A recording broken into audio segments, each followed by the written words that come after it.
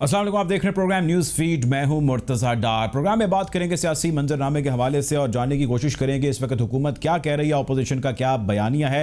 PTM का हमने देखा कि इजलास हुआ, इजलास के बाद एक मुख्तसर सी मीडिया टॉक हुई जिसमें मौलाना फजलुर रहमान साहब आए और उन्होंने एक मरतबा फिर आती हुकूमत को आड़े हाथों लिया और उन्होंने कहा कि जी पार्लियामेंट दस्ती है जो मुल्क के अंदर चाहते हैं, चीनी चोरों को तहफ़्फ़ुज़ फराहम किया जा रहा है। हुकूमत जो है वो किसी सूरत भी जो है चलने के काबिल नहीं है, नाअहल हुकूमत है। इनके साथ बाकी जमातें और उनके सरबराहान भी मौजूद थे। इसके साथ साथ हमने ये भी देखा कि हुकूमत की जानिब से आज कुछ स्टेटमेंट्स ऐसी आई, कुछ बयानात ऐसे हैं, कुछ ऐसी प्रेस टॉक्स आई जो ज़ेर बहस हैं। वज़ीर-ए-आज़म ने इलेक्टोरल रिफॉर्म्स के हवाले से बेसिकली बात की। उन्होंने कहा इलेक्ट्रिकल वोटिंग सिस्टम है जिसको वो मुतारिफ एक मरतबा से दोबारा कराने के लिए जा रहे हैं। उन्होंने कहा कि मैं चाहता हूँ कि अपोजिशन मेरे पास आए, हुकूमत और अपोजिशन इन बैठे और बैठ के मुशावरत करें, बातचीत करें, उसके बाद एक बेहतर कानून साजी करके जो है इलेक्ट्रॉनिक वोटिंग जो है वो उसको फ़रोग दिया जाए। साथ साथ जब उन्होंने गुफ्तगू की, हमने देखा कुछ ही देर के बाद जो उनके वज़रा हैं उनकी जानिब से भी मुख्तलिफ बयानात आए। एक प्रेस टॉक हुई जो आज हफीज़ शेख साहब ने की और उनके साथ साथ वहाँ पर शिबली फराज साहब भी मौजूद थे। प्रेस टॉक के अंदर कुछ ऐसे स्टैटिस्टिक्स बताए गए जिसका ज़मीनी हक़ाइक़ से ताल्लुक़ अभी तक तो हमने नहीं देखा। हम आज के अपने मेहमानों से जानने की कोशिश करेंगे कि इनका ज़मीनी हक़ाइक़ से कितना ताल्लुक़ है। मिसाल के तौर पर उन्होंने कहा कि गुज़िश्ता 4 माह के अंदर पाकिस्तान में कर्ज़ों में कोई इजाफा नहीं हुआ, हमारी मईशत ऊपर जा रही है, रुपये की कदर में इजाफा हो रहा है, FBR ने 1340 अरब रुपये जमा किए हैं, ख़जाना भर रहा है, कर्ज़े नहीं लिए जा रहे, पेट्रोल सस्ता हो रहा है, डॉलर की कदर में जो है वो हम देख रहे हैं कि इजाफा तो नहीं हो, खैर ज़्यादा हो रहा, कुछ कमी आ रही है, लेकिन ज़मीन पर जो हक़ाइक़ मौजूद है उसमें ख़ासा फ़र्क है। आम बंदे की ज़िंदगी पे इसका असर अभी तक हम पड़ता नहीं देख रहे। महंगाई का जिन बेकाबू है और उसको काबू में करना मुश्किल हुकूमत के लिए फ़िलहाल होता हमें दिखाई दे रहा है। इस हवाले से भी बातचीत करेंगे। जी, मैं प्रोग्राम में ज्वाइन किया पाकिस्तान पीपल्स पार्टी के सीनियर रहनुमा हैं नबील गबोल साहब ने। Welcome to the show Gabol sahab. Sir, आपसे सवाल पहला मेरा ये है कि वज़ीर-ए-आज़म ने आज कौम से खिताब किया, उस खिताब को जो है स्टेट TV पर नशर किया गया। खिताब के अंदर वज़ीर-ए-आज़म ने बड़ी जो है वो इंतखाबी इस्लाहात के हवाले से बातचीत की और उन्होंने कहा कि हम इसके अंदर जो है तब्दीलियाँ करने जा रहे हैं और इसके लिए मैं दावत देता हूँ अपोजिशन को कि वो आए और आकर बैठे और इन इस्लाहात का हिस्सा बने। आप इन इस्लाहात में बैठने के लिए, मुशावरत के लिए, बातचीत के लिए जाएंगे, तैयार हैं? क्या लाएमल अपोजिशन का? मैं समझता हूँ, देखिए जी, अपोजिशन अपनी जगह जो काम कर रही है, इस्लाहात गवर्नमेंट को लाने, अपोजिशन को तो नहीं लाए। गवर्नमेंट के हम इंतजार में कोई इस्लाहात लेकर आए और मुझे नजर नहीं आता ये गवर्नमेंट कोई इस्लाहात की तरफ जा रही है, तो डिस्ट्रक्शन की तरफ जा रही है। वज़ीर-ए-आज़म इमरान खान ने कहा कि जी अपोजिशन को इंतखाबी इस्लाहात की मैं दावत देता हूँ, वो आए, आकर बैठे, हम इलेक्ट्रॉनिक वोटिंग के जरिए जो है आने वाले वक्त के अंदर जो है इसको इम्प्लीमेंट इलेक्ट्रॉनिक वोटिंग के हवाले से इतना बात करूंगा, इतना जरूर कहूंगा कि इलेक्ट्रॉनिक वोटिंग अगर इमरान खान लेकर आते हैं तो ये बहुत बड़ी कामयाबी है। लेकिन इलेक्ट्रॉनिक वोटिंग का जो हमें एक्सपीरियंस रहा है अमेरिका में, वो भी बड़ा एक, आपको याद होगा एल गोर वाली इलेक्शन में, उसमें भी एक हमारा बड़ा एक नेगेटिव इम्प्रेशन आया। कोशिश करें कि ये जो इलेक्ट्रॉनिक जो मशीन्स होंगे उसके ऊपर भी अपोजिशन के या जितने भी जमाते हैं उनको आप बुलाकर, क्योंकि आपको पता है जो रिगिंग होती है वो आजकल तो कोई भी कंप्यूटर के जरिए रिगिंग कर सकता है, तो इलेक्ट्रॉनिक मशीन लाने से कोई फर्क नहीं पड़ेगा। पहले अपनी नीयत को साफ रखें। अच्छा, तो गबोल साहब ये कैसे मामला ठीक होगा? पहले तो हम कहते हैं ना कि जो मैनुअल वोटिंग है उसके अंदर बहुत सारी जालसाजी हो सकती है, रिगिंग हो सकती है। अब इलेक्ट्रॉनिक वोटिंग है, अगर हम तय ये कर लेंगे कि जो भी चीज़ होगी वो ट्रांसपेरेंट नहीं होगी, तो किस तरह सिलसिला आगे ट्रांसपेरेंट होगा और किस तरह बढ़ेगा? होगा ट्रांसपेरेंट, उसके तरीकेकार बहुत हैं। कैसे सर, बताएं ना कुछ। इसको उनको कहें इमरान खान साहब को, अगर आप सुन रहे हैं आपकी TV की तरफ से, ऑपोजिशन जमातों की एक मीटिंग, एक कमेटी बना ले और कमेटी में हम बताएं, क्योंकि मैं खुद इंडिया में भी देख कर आया हूँ, मैंने अमेरिका में भी देखा है कि इलेक्ट्रॉनिक मशीन्स किस तरह जो है ना वो रिगिंग में भी इन्वॉल्व होते हैं और किस तरीके से उसको जो है ना मतलब आप कंट्रोल भी कर सकते हैं। तो ये सारी चीजें खुद अपनी तरफ से गवर्नमेंट ना लाए, अपने फायदे में ना लाए। अच्छा गबोल साहब, दूसरी जानिब बढ़ते हैं। जो अभी एक मुशावरती इजलास जो है PDM का जारी है इस्लामाबाद के अंदर, गिलगित बल्तिस्तान में रिसेंट इलेक्शन हुआ है। इस रिसेंट इलेक्शन में आपने देखा कि PTI ने कामयाबी हासिल की, आज़ाद उम्मीदवार दूसरे नंबर पर आए। आपकी जमात ने और जो आपके इत्तेहादी हैं मुस्लिम लीग नून ने इसको कंडेम किया है, इसको रिजेक्ट किया, कहा कि जी रिगिंग हुई है। आप किस तरह रिस्पॉन्ड करते हैं इस इलेक्शन पर सर? अभी तक तो कोई पार्टी ने हमारे इसमें कोई वाज़िह पॉलिसी या हमारे पास कोई प्रूफ इस तरह के नहीं आए हैं।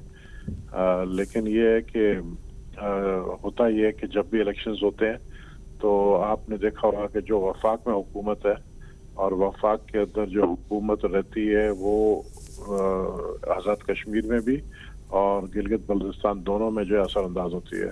तो हम समझते हैं कि इस दफ़ा भी काफ़ी फंड्स के वादे किए गए हैं, मिनिस्ट्रों में आके जो है बड़े बड़े वादे किए।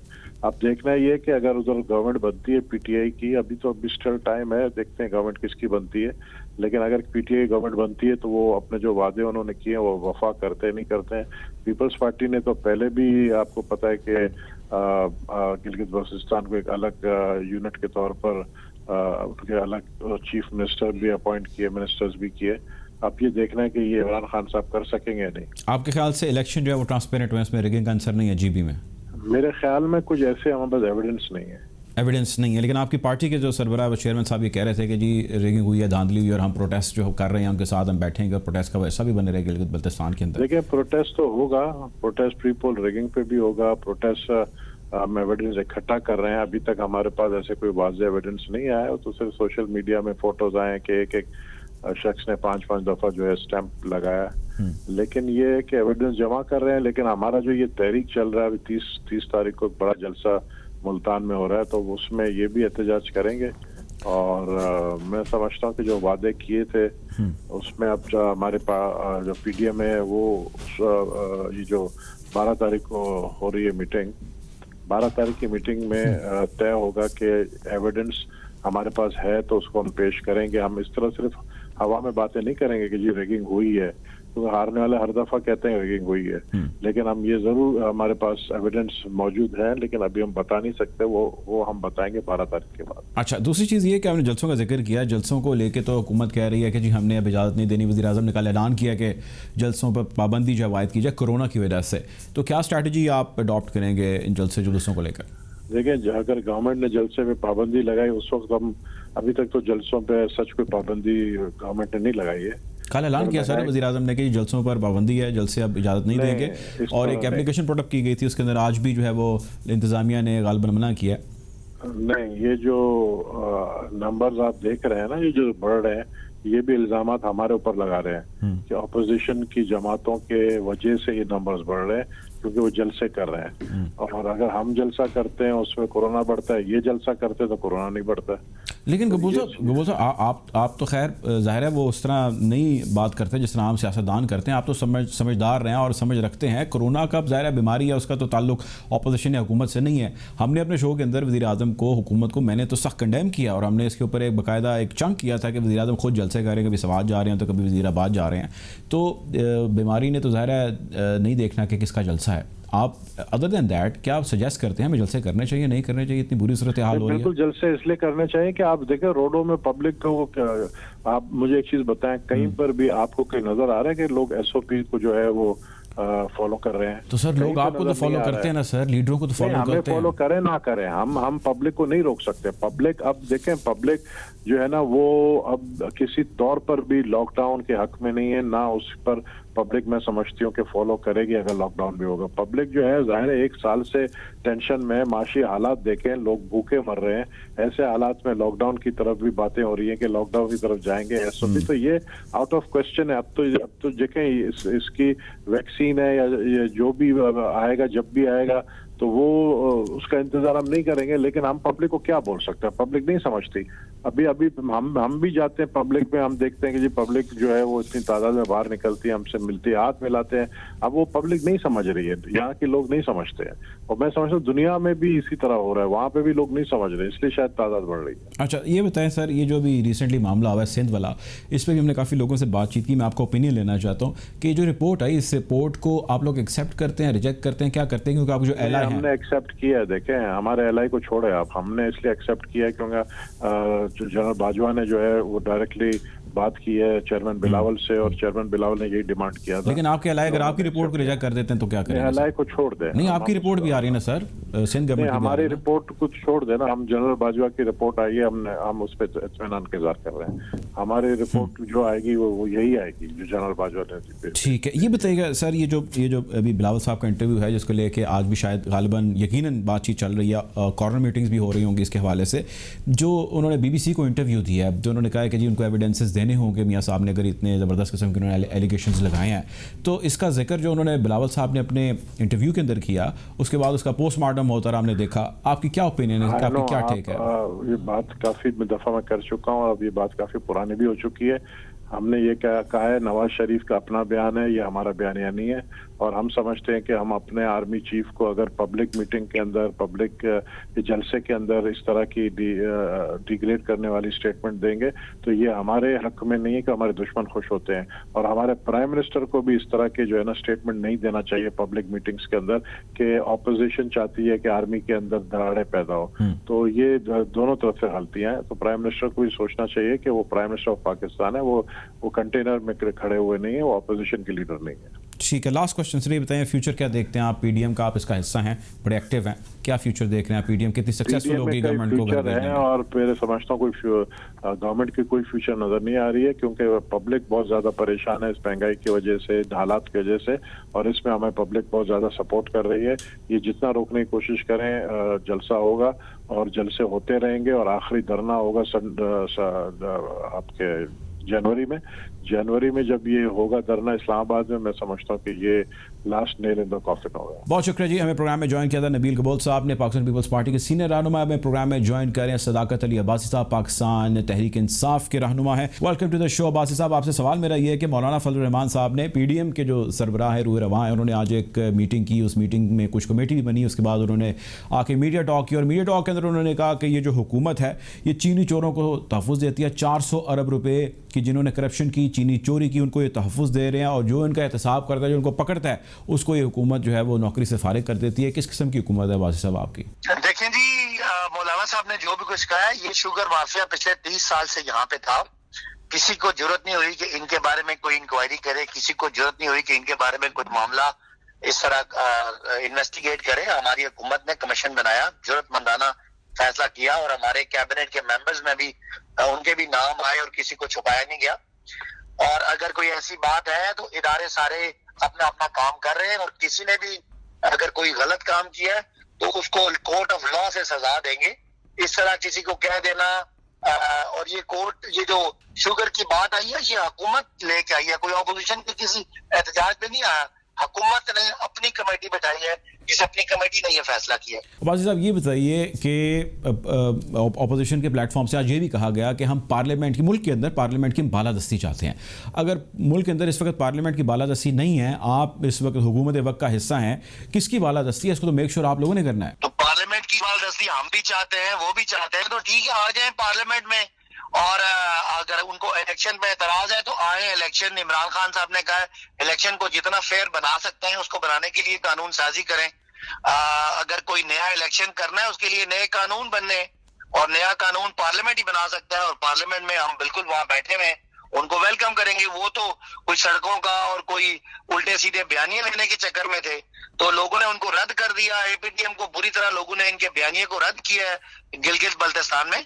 तो अभी भी हमारे दरवाजे खुले हैं, हम बिल्कुल किसी एहतसाब के मामले पे कोई कॉम्प्रोमाइज नहीं करेंगे, कोई समझौता नहीं करेंगे।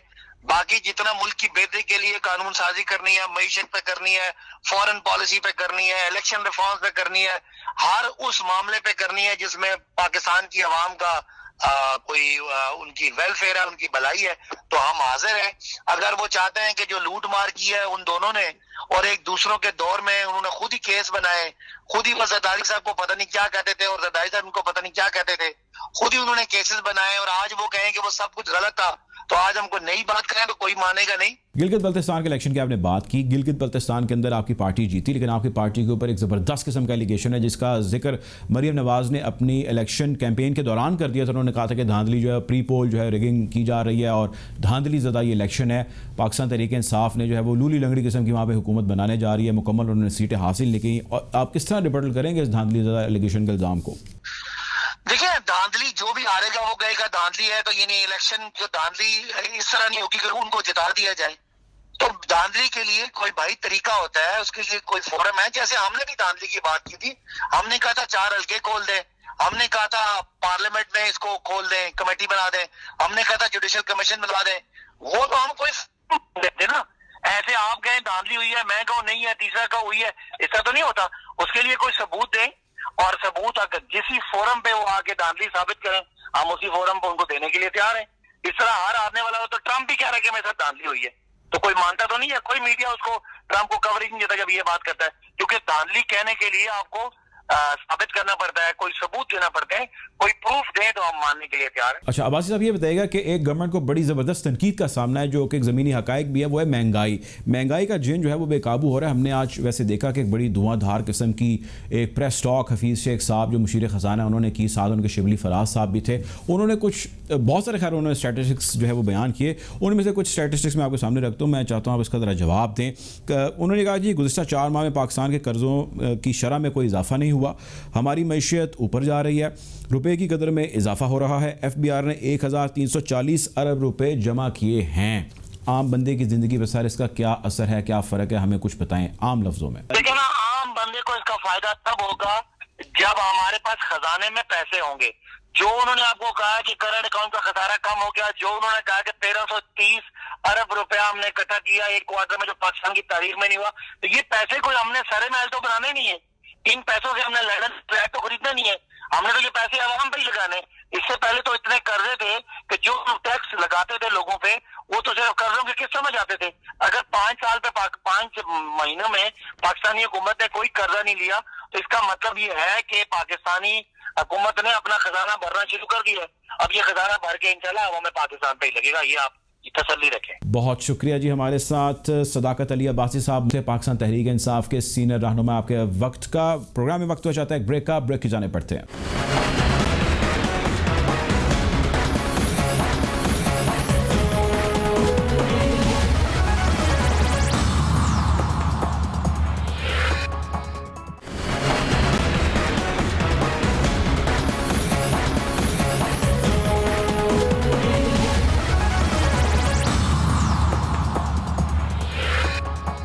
Welcome back after the break. Programme में हमें ज्वाइन करें आबिद सुलैली साहब, वेरी सीनियर पर्सन, इकॉनमी को बड़ी करीब से इन्होंने देखा है और इकॉनमी में बड़ी ज़बरदस्त किस्म की ग्रिप रखते हैं। सुलैली साहब, मेरा आपसे पहला सवाल ये है, मुझे ये बताइए कि आज हफीज़ शेख साहब ने एक बड़ी धुआंधार किस्म की प्रेस टॉक की, बड़ी डिटेल उन्होंने प्रेस टॉक की, उसके अंदर बड़े उन्होंने अदाद व शुमार का जिक्र किया। मैं PTI के एक साहब से भी पूछ रहा था, मैं चाहता हूँ कि उन्होंने तो खैर कोई खातिर खास का जवाब नहीं दिया, आप भी उसका कुछ आंसर अगर मैं दे सकें।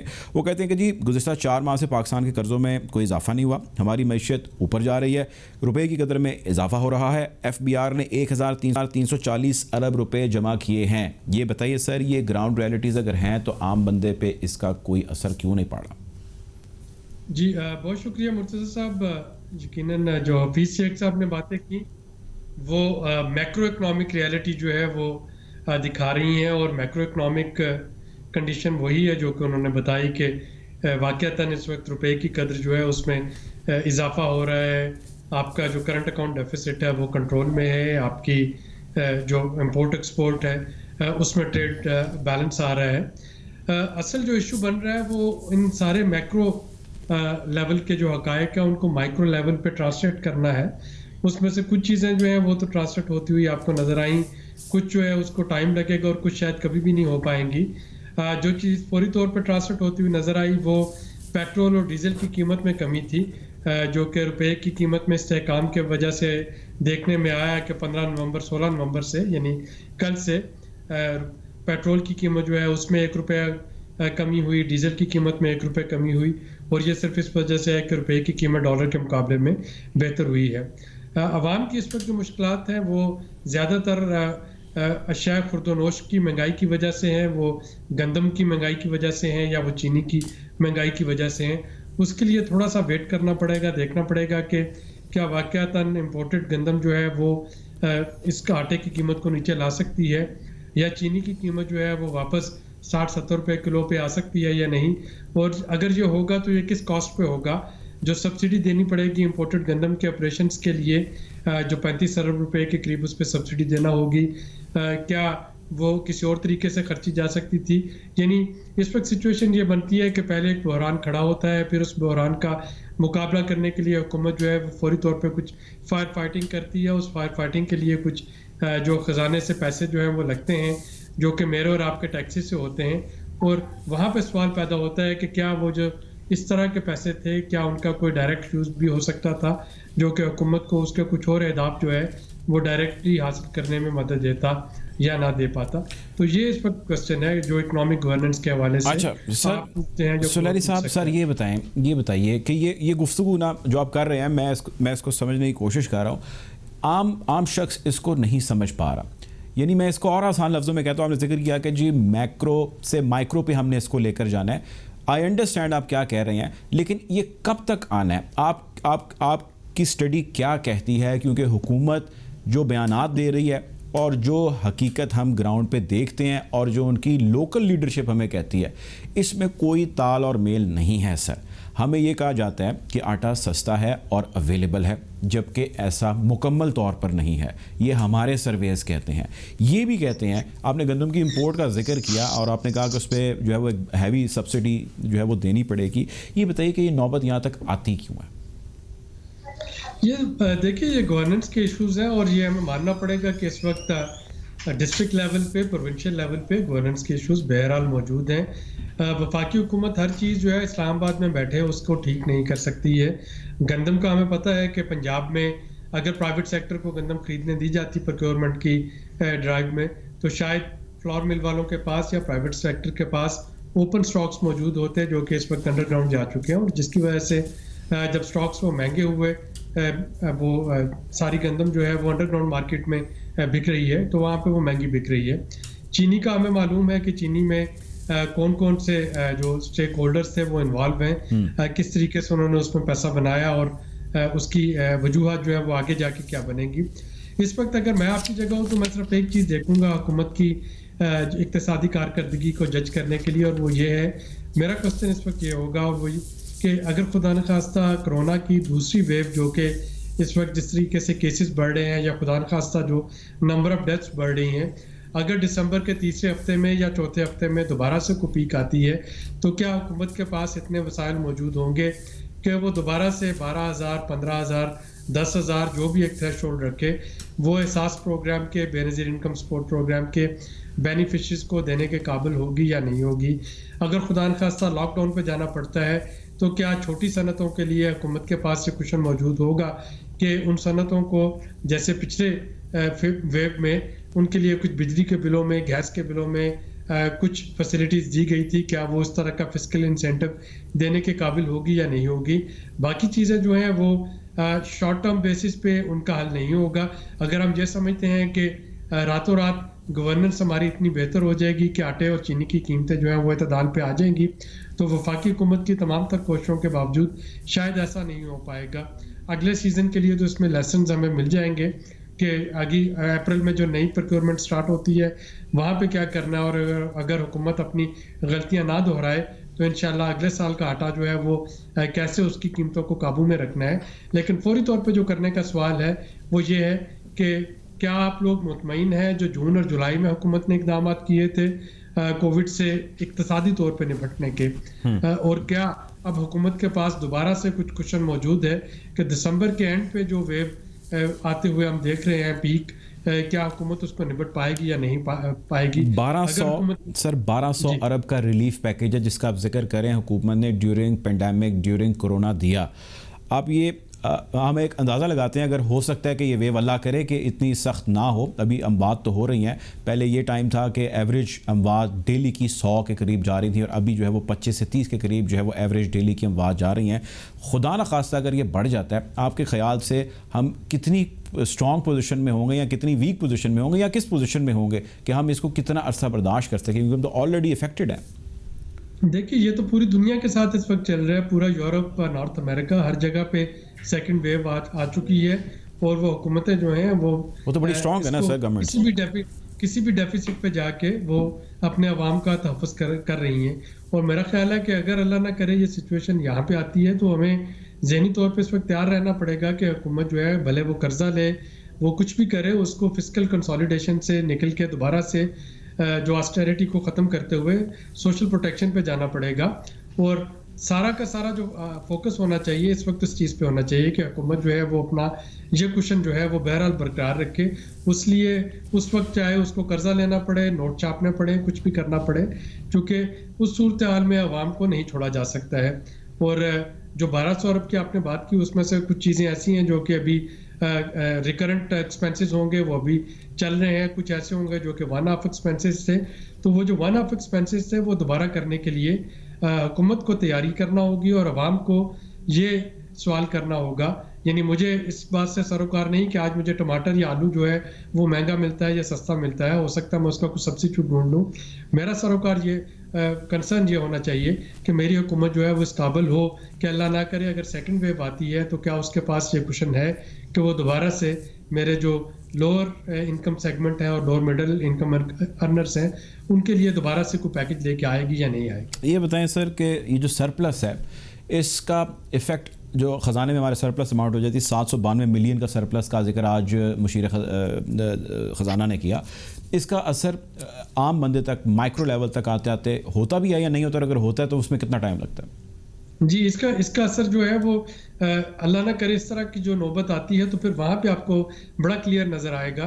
क्योंकि अगर हमारे पास इतना क्वेश्चन मौजूद हो कि हमारे इंपोर्ट बिल कम हो रहे हैं, हमारे पास इतना क्वेश्चन मौजूद हो कि हमारे फॉरेन एक्सचेंज रिजर्व जो हैं वो बेहतर हैं, हमारे पास इतना क्वेश्चन मौजूद हो कि हमने 4 महीने कर्जा नहीं लिया, तो अल्लाह ना करे अगर कोई बुरा वक्त आता है तो फिर हुकूमत कर्जा भी ले सकती है, हुकूमत उन सरप्लस को भी इस्तेमाल कर सकती है और हुकूमत जो है वो जो उसको करंट अकाउंट डेफिसिट पे जो रिलीफ मिल रहा है वहाँ पे भी देख सकती है कि कौन सी चीज़ फौरी तौर पे इंपोर्ट करके आवाम को रिलीफ देना है। तो ये वो सिचुएशन होगी यहाँ पे कि फ़ौरन नज़र आएगा कि मैक्रो लेवल पे जो रिलीफ मिला है वो माइक्रो लेवल पे ट्रांसफ़र हो रहा है, और अगर खुदा न खास्ता ऐसा ट्रांसफ़र नहीं होता तो वहाँ पे फिर हम बिल्कुल हक बिजानब होंगे हुकूमत से ये सवाल करने में कि ये सारा जो अदाद शुमार जो रिलीफ नज़र आया था अगर वो नहीं आ रहा, आवाम तक मुंतकिल नहीं हो रहा, तो फिर इतनी सेलिब्रेशन करने की या इतने खुशी से शादियाना बजाने की कोई ज़रूरत नहीं है, क्योंकि वहाँ पे फिर हुकूमत को मुर्द इल्ज़ाम ठहराया जा सकता है। लेकिन अगर हुकूमत जो है वो उस बुरे हालात में एक पैकेज लेके आती है तो फिर हुकूमत को उसका क्रेडिट देना बनता होगा कि जो हुकूमत ने अपनी जो पॉलिसीज थी उनकी वजह से कुछ सरप्लस जो है वो रखा, बचा के रखा, बुरे वक्त के लिए बचा के रखा और वो बुरे वक्त में इस्तेमाल किया। सो लेट्स सी, अल्लाह करे अव्वल तो बुरा वक्त हम पे आया ही नहीं, और अगर खुदा न खास्ता आता है तो फिर देखना होगा कि हुकूमत जो है वो कहाँ तक आवाम को रिलीफ पहुँचा सकेगी। ठीक है। सो लरी साहब ये बताएं कि फूड इन्फ्लेशन का हम टर्म यूज़ होती है, हम उसको सुनते हैं, फूड इन्फ्लेशन है क्या, और फूड इन्फ्लेशन को स्पेसिफिकली टारगेट करके क्या गवर्नमेंट को ऐसी सब्सिडीज़, ऐसी पॉलिसीज़ या इस किस्म के हमने देखा कि उन्होंने टाइगर फोर्स बना दी, हमने देखा उन्होंने कमेटीज़ बना दी जो प्राइस कंट्रोल करती फिरेंगी मार्केट्स के अंदर, वो क्या करेंगी हमने उसका रिजल्ट तो खैर कोई भी नहीं देखा।